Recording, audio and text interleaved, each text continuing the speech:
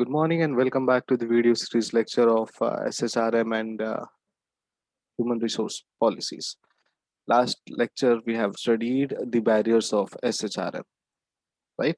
There were 18 barriers and today we are going to start the new topic, a new concept or the new part that is benefits of SHRM. Why this SHRM is beneficial for us? The first point is identifying and analyzing external opportunities and threats that may be crucial to the company's success. So the role or because of SHRM, we identify many opportunities, we analyze the external opportunities and threats which may be very crucial to the company's success. Provides a clear business strategy and vision for the future to supply competitive intelligence that may be useful in the strategic planning process. So it provides you clear business strategy that आपका ये business है and then आपको इस हिसाब से strategy बनाना है और अगर आपने strategy बनाई है तो उसको XYZ तरीके से implement करना है and it creates the vision for the future. It gives you a vision for the future कि हम लोग को हमारे ऑर्गेनाइजेशंस को कैसे आगे बढ़ना है और हम लोग कैसे आगे बढ़ सकते हैं इस तरीके का हमें SHRM बेनिफिट देता है and then to supply competitive intelligence that may be useful in the strategic planning process so it gives you a competitive intelligence आपके इंटेलिजेंस के लिए एक अलग से कंपटीशन यानी एक थ्रस्ट देता है कि you should use your planning successfully and you should use your planning process strategically. ठीक है, अब ये प्लानिंग प्रोसेस स्ट्रेटेजिकली यूज करने के लिए हमें इंटेलिजेंस चाहिए, आईक्यू चाहिए और वो आईक्यू जो है हमारे ट्रेनिंग से बढ़ता है, हमारे प्रैक्टिस से बढ़ता है, हमारे लर्निंग से बढ़ता है और सेकंड चीज हमारे पास अगर कंपटीशन हो तो वो कंपटीशन से भी बढ़ता है, right? So in this way competitive intelligence helps in strategic planning process. Now next is to recruit, retain and motivate people. The main purpose of SHRM is to recruit, retain and motivate people. They don't want any employee to go out from the organization. Not even the substaff, not even the peon, not even the security guard, because the process of hiring and recruiting them is bit costing, is bit time taking, and that's why SHRM gives them benefit. If any emergency or if any new process is there, SHRM helps in recruiting them. Then SHRM helps in retaining such employees who are needful and required for the organization, and it motivates people to. The next benefit of SHRM is to develop and retain of highly competent people. It gives you a retention of highly competent people. Highly competent people are those जिसके पास experience है, जो आपके organisations के बड़े बड़े problems को solve कर चुके हैं अपने लेवल पे, खुद के लेवल पे, बिना किसी डिस्कशन के आपके डायरेक्टर्स, सीईओज या उनके मैनेजर्स या फिर जो भी है. For example mister Rakesh is working in XYZ organization and वो पिछले 6 साल से उस ऑर्गेनाइजेशन में काम कर रहे हैं. उनको कई बार अप्रेजल्स में अच्छे रेटिंग्स मिले, उनको रिवॉर्ड्स मिले, अवार्ड्स मिले ना. उन्होंने क्या किया, उन्होंने अब अपनी ग्रोथ के बारे में सोचा कि सर मैडम अब मुझे चलना चाहिए, मेरा ग्रोथ जो है अब यहाँ कहीं लग नहीं रहा है, स्कोप नहीं दिख रहा है मुझे, क्योंकि मैं पिछले 3 साल से वही काम कर रहा हूँ और पिछले 3 साल में मैं मतलब 3 साल मैं लर्निंग में प्रोसेस में डाला एंड देन 3 साल मैंने इम्प्लीमेंटेशन प्रोसेस में डाला. अब हो गया, ब्रेक इवन पॉइंट हो गया and now I need to move.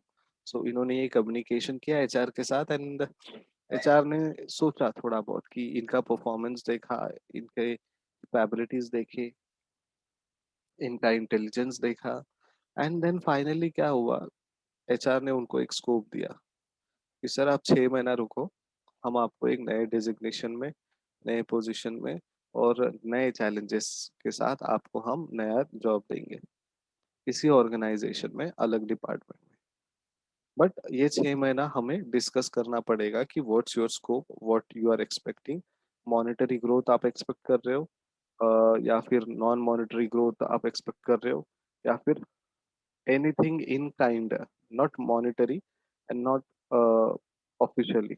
Anything in kind मतलब पैसों के अलावा, जैसे कि आप एक्सपेक्ट कर रहे हो कि घर लेना है, गाड़ी लेना है, राइट? इस तरीके का जो है वो काइंड में आप एक्सपेक्ट कर रहे हो, तो वो डिस्कस करते हैं। एंड देन ये SHRM प्रोसेस की वजह से वो अपने हाईली कॉम्पिटेंट, जो इंटेलिजेंट है, जो क्विक डिसीजन मेकर है, उन्हें उन्होंने रख लिया। अब इनको अवार्ड रिवॉर्ड्स क्यों मिले? क्योंकि बहुत सारे जो प्रॉब्लम्स थे उनके टीम में उन्होंने सॉल्व किया। क्लाइंट की तरफ से कुछ उनको कंप्लेंट्स आते थे या फिर प्रॉब्लम्स दिखाई देते थे, तो तुरंत उन्होंने सॉल्व किया। और उसके बाद कुछ ऐसे थे जो इनको लगता था कि आगे जाके प्रॉब्लम होगा, बट वो मेरा काम नहीं है, तो ऐसे भी काम इन्होंने किए हैं और उस काम के लिए इनको शाबाशी भी मिली। तो इस तरीके से हम डेवलप और रिटेन करते हैं।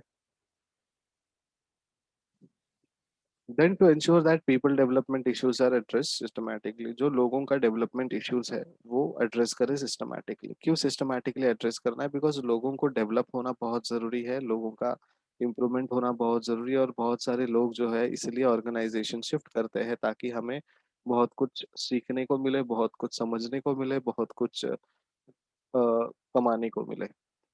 सो बेसिकली हमारा मोटो, हमारा एम यही रहता है, और इसलिए वो सिस्टमैटिकली एड्रेस होना चाहिए। एड्रेस होना चाहिए मतलब कम्युनिकेशन होना चाहिए। The next benefit is to supply information regarding the company's internal strength and weaknesses. जो भी इंफॉर्मेशन है कंपनी का इंटरनल स्ट्रेंथ और वीकनेसेस, वो हमें इंफॉर्मेशन हर बार अपडेट करना चाहिए, और ये देखना चाहिए कि कंपनी में कौन कितना काम कर रहा है, किसके वजह से हमारी कंपनी का स्ट्रेंथ है और किसके वजह से हमारी कंपनी का वीकनेस है। और जो स्ट्रेंथ वाले लोग हैं उन्हें ही ऑफशोर भेजते हैं, उन्हें ही क्लाइंट्स के सामने बिठाते हैं डिस्कशंस के लिए, मीटिंग्स के लिए। और जो वीकनेस देने वाले जो लोग हैं उन्हें बिहाइंड द सीन या फिर बैक एंड प्रोसेस में हम लोग रखते हैं। Then to meet the expectation of the customers effectively, SHRM benefit देता है। क्या, क्यों बेनिफिट देता है? बिकॉज SHRM पढ़ता है हमारे कस्टमर्स की नीड्स क्या है, एंड अकॉर्डिंगली वो एम्प्लॉयज को इंफॉर्मेशन पास ऑन करते हैं, एक्सप्लेन करके देते हैं कि सर हमारे क्लाइंट का ये रिक्वायरमेंट है, आपको पूरा करना है। और वो किस तरीके से पूरा करना है वो फिर दोनों बैठकर डिस्कस करते हैं, एंड देन एग्जीक्यूशन का काम होता है। Then benefit is to ensure high productivity. Productivity ज़्यादा होती है अगर 15 लोगों की टीम रिक्वायर्ड है तो आप 10 लोगों में ही काम करते हो, सो बेसिकली और 5 लोगों का आप सैलरी बचा रहे हो, एक्सपेंडिचर बचा रहे हो, लेकिन 15 का काम 10 लोगों में बटा है, that is productivity. Then to ensure business surplus throughout competency. So हमारा जो बिजनेस है उसमें सरप्लस होना चाहिए। कैसे सरप्लस होना चाहिए? Through competency. कॉम्पिटेंसी होनी चाहिए, कैपेबिलिटीज हमारे पास होनी चाहिए, हमारी एबिलिटी होनी चाहिए बिजनेस को प्रॉफिट में लेकर आने के लिए और प्रॉफिट को सक्सेसफुली रन करने के लिए। Then next is a 5P model of SHRM. The 5Ps model of strategic human resource management is a new model in the area of study. This model is proposed by Randall Schuller. ये जो नाम दिया है आपको Randall शूलर, वो आपको याद रखना है।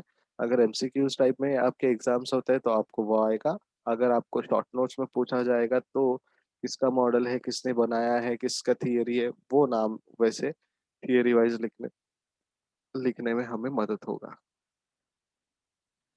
सो ये जो 5P मॉडल है वो एस एच आर एम के जो स्टडी है उसमें एक नया मॉडल है, और ये मॉडल प्रपोज किया है रैंडल शूलर ने। This model melds 5 human resource activity. ये जो मॉडल है वो 5 ह्यूमन एक्टिविटीज के एक्टिविटीज को बताता है, जहाँ पे स्ट्रैटेजिक हाईलाइट किया है। ठीक है, कि आप कैसे सिग्निफिकेंटली काम करें और स्ट्रैटेजिकल जो एक्टिविटी है वो कैसे हम लिंक कर सकते हैं हर एक जगह पे। So the proposed model incorporates the 5 P's of strategic human resource management, which stands for philosophy of human resource, policies human resources, programs of human resources, practices of human resources and process of human resources। अब आप human resource को हटा दीजिए और piece पे ध्यान दीजिए। सबसे पहला P is philosophy of human. ठीक है, so philosophy is very much important, और ये एक्सप्रेस किया जाता है हमारे स्टेटमेंट में, जहाँ पे हम डिफाइन करते हैं हमारे बिजनेस के वैल्यूज को, कल्चर्स को, और ये हम लोगों को कैसे ट्रीट करते हैं, लोगों को कैसे वैल्यू करते हैं, ये हमारे फिलोसॉफी ऑफ ह्यूमन रिसोर्स में हम लोग एक्सप्रेस करते हैं उनको। ठीक है। Then second is policies. जब भी हम कोई वैल्यूज को शेयर करते हैं, कुछ गाइडलाइंस को देते हैं, या फिर कुछ पॉलिसीज एस्टेब्लिश करके गाइडलाइंस बनाते हैं, कुछ एक्शन प्लान बनाते हैं, या फिर लोगों से रिलेटेड कोई बिजनेस इश्यूज है या फिर एचआर प्रोग्राम्स बनाते हैं, वो हमारे पॉलिसीज में कवर होता है। सो बेसिकली या तो गाइडलाइंस दो, या तो उनको कोई इंस्ट्रक्शंस दो, या फिर उन्होंने एम्प्लॉयज ने जो भी कुछ प्रॉब्लम्स बताई है वो सॉल्व करने के लिए हमने कुछ नया चीज बनाया है।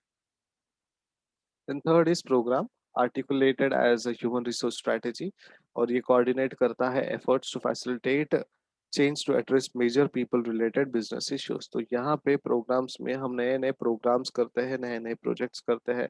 बेसिकली ये रिसोर्स स्ट्रैटेजी है हमारे लिए, और ये कोऑर्डिनेट करता है कि जितना हम फैसिलिटी देने के लिए एफर्ट्स करे हैं, ठीक है, to change the address major people related business issues. लोगों के जो मेजर बिजनेस इश्यूज है या फिर काम करने के इश्यूज है, या फिर उन्हें कोई सॉफ्टवेयर नहीं समझ में आ रहा है, या सॉफ्टवेयर में ग्लिचेस है, एरर है, तो तब जाके हम लोग क्या करते हैं, प्रैक्टिस करते हैं, प्रोग्राम्स बनाते हैं बेसिकली। ठीक है। सो ये प्रोग्राम्स में हम लोग हर चीज कवर करते हैं, और उनका जो मेजर प्रॉब्लम है लोगों का वो एड्रेस करते हैं, ताकि उनको अच्छे तरीके से सर्विस मिले, और बीइंग एन एम्प्लॉय उनको सेटिस्फैक्शन मिले। Then next is practices. For leadership, managerial, and operational role practices motivate needed role behavior. Practice is very much important, इसलिए हमने लास्ट सेमेस्टर में भी आपके साथ एक पीपीटी का एक्टिविटी कराया था। उनमें से कई लोगों ने एक्टिविटी में पार्टिसिपेट लिया, कई लोगों ने नहीं किया। अब जिन्होंने नहीं किया वो उनका लॉस है, मेरा लॉस नहीं है। और जिन्होंने किया वो उनका प्रॉफिट है, और मेरा भी प्रॉफिट है, बिकॉज मेरा भी नॉलेज शेयर हुआ है, मुझे भी कुछ नई चीजें पता चली होंगी वो टाइम पे। एंड कुछ लोगों ने कुछ अच्छे क्रिएटिव बनाए, कुछ लोगों ने same as it is copy paste बनाया, बट जिन्होंने काम किया उन्होंने काम किया, और उनको पता चला कि कैसे पीपीटी बनाते हैं, पीपीटी में और क्या क्या डलना चाहिए, जो भी हमने इंफॉर्मेशन दी वो क्या इंफॉर्मेशन थी, एक्स वाई जेड चीजें। एटलीस्ट 0.01 का भी परसेंट का नॉलेज गेन होता है, then that is growth and development. The last is process. So, for the formulation and implementation of other activities, these defined activities are carried out. तो ये जितने भी पॉलिसीज है, जितने भी फॉर्मुलेशंस है, वो इम्प्लीमेंट करने के लिए हमें अलग अलग एक्टिविटीज को डिफाइन किया गया, और ये सारे एक्टिविटीज को हमने कैरी आउट किया है। So in this way we can see 5P model: organization strategy, strategic business need, internal characteristics, external characteristics, and in this way, evolution of HRMN. Now we'll take a very short break because I need to check whether you are attentive or not. So we will have a question answer round now.